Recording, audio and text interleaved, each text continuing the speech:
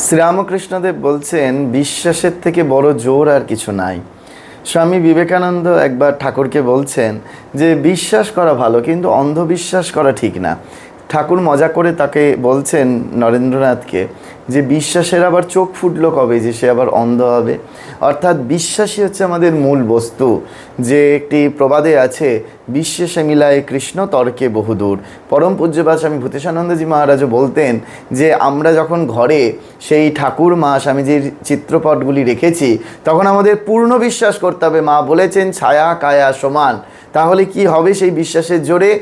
যে আমরা তার সামনে কোনো খারাপ কিছু করতে পারবো না, কোনো মিথ্যাচার করতে পারবো না, অতিরঞ্জিত ভক্তির প্রকাশ ঘটাতে পারবো না।